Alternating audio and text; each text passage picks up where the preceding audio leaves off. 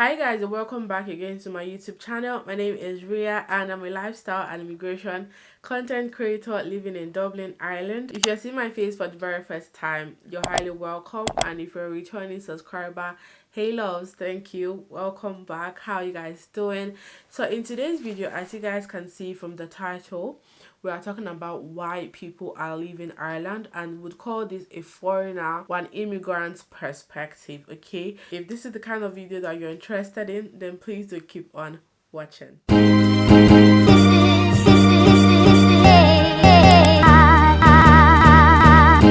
So before we go ahead, I need to put out a couple of disclaimers. Okay, number one, the points I'm going to be making here are not facts. They are a couple of opinions from different people that I have merged together to actually make this video. The reasons or the opinions of people that are living or people that have left Ireland. Okay, so the very first point why people are leaving Ireland is the fact that some people don't find purpose. There's no purpose in Ireland. Some people don't find purpose in Ireland, which is quite fair and it's understandable, because you know everyone has his or her own purpose and everyone's destiny is different. Some people's destiny is in Ireland and some is just not in Ireland, and you can't fault them for it. Okay, some people have said to me, I don't find purpose in Ireland, or let's say it can come from a point of career, right? There is no career that fits me here, or like the thing that Ireland wants is not something that I can give, and because of that I don't think that I'm successful, or I don't find myself feeling successful in the things that I've accomplished, just because the wants of the country and my wants are two different things, and because of that it brings less opportunities to me and I'm not happy. I don't feel happy in what I'm doing, and I think that going to another country would fulfill me. I'll feel better, and that's okay. There are some other people that are of the opinion that I don't think that this country here suits my lifestyle. I think I would be more happy in a different country, you know, and that's okay. There are also some people that just maybe feel tired. They've been here for like years, let's say 5 to 10 years, 15 years, and they're like, you know what, I think it's a wrap with Ireland. I want to try something new. So there are different segments to how you can feel like you've lost or you can't find any purpose living here in the country. Alright, so there are different phases to which people can feel. Now moving on to my second reason, it's without doubt, I say this all the time. If you haven't heard it and you're hearing this for the first time, welcome to my channel where I talk about this almost every time. It's housing crisis here. The housing crisis is so bad. It's mental. It's bad here in the country. Ireland is not a country that you can just, you know, do your visa, get it, and you're coming over here. You think that you can get a place in like, let's say 2 days or even a day, or when you even arrive in minutes, you can actually get a place, because there are lots of options for you to choose from. It now boils down to like, you know, how much you have to pay. There are people that have the money to pay but they're still not able to get a place. So yes, the housing crisis here is extremely bad, very very bad in Dublin. I know that maybe like if you're maybe in other counties like Cork and like Galway, Limerick, it might not be as bad as, you know, as Dublin. But if you're coming here to study or coming here to work and your location is in Dublin, be prepared to struggle for a while before you find something. Even if you find something, it may not be really what you want, but you have to, you know, compensate and you have to manage for the time being. So yeah, the housing crisis here is very bad, even down to buying a house. For people that want to, you know, start a mortgage and buy a house here in the country, like it's also pretty difficult. Like there is a certain quota, there are certain things, requirements. It's even more or less like a lottery these days. Like if, especially if you're buying a house in Dublin, it's a lot of process, a lot of time, and some people just prefer to maybe go to like other counties. Like number one would be lesser, but so you have more space to work with. Like it's more refreshing, it's better. And even for students, people coming here, like last year I mentioned on this channel how like it's so bad that, you know, there was even a time that the news had to cover it, like people coming far and wide from different countries to even school here. There is no student accommodation, or rather the student accommodation is not enough to house the amount of students that are coming to the country, which is just is bad. You have students having to live in other counties and coming all the way, traveling down all the way to Dublin or to wherever they are, schooling just to actually study. Some people will even opt in for, you know, complete remote learning because of things like this, which is also not fair on their part, because they need to also experience the student life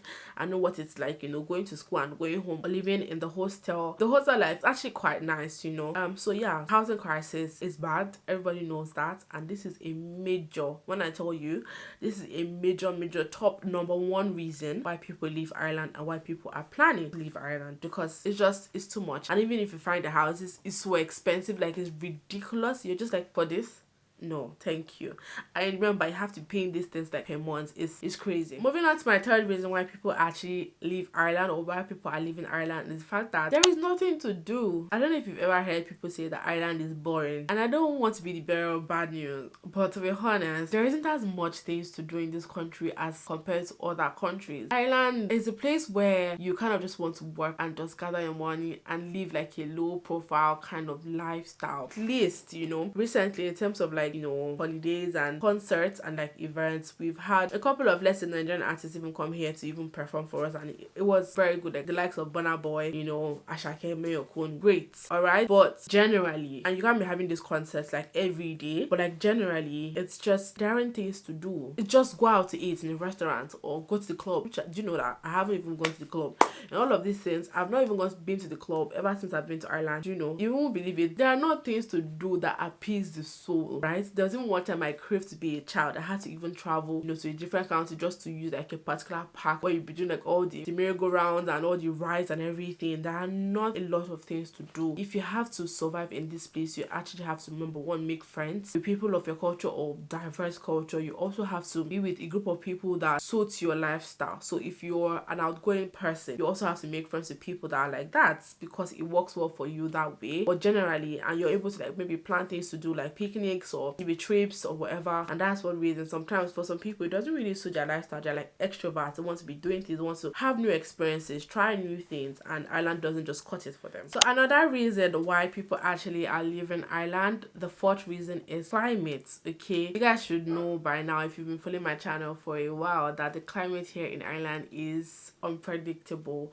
You cannot predict it, but one tip is that you always have to stay prepared and be ready for anything. Do not mind your phone saying to you, oh, it's going to be sunny today. Hello, it's not necessarily going to be sunny. It could be sunny for an hour or two, but it's definitely going to rain, it's definitely going to be cold, it's definitely going to be windy. All right, so be prepared for that. The climate here is not stable. It's not something that you can bank on. You can't really bank on the climate here in Ireland. Okay, let's say some people from Africa who are used to like the hot weather would not necessarily want to be here for a long time, especially during the winter period, because they can't just stand it. Secondly, people that have health conditions and cannot really stand the cold would not necessarily want to be here for a long time. They probably would want to go to like a different county or a different country just so that they experience something new and something that wouldn't, you know, tamper with their health at all. So yeah, there are different reasons as to why climate wouldn't work for everybody, but that's one reason why people just can't necessarily stay here. And moving on to my last reason why people actually leave Ireland currently is the cost of living crisis. I know this is happening everywhere and not just in Ireland, but I just need to put it out there that in Ireland is actually quite not great.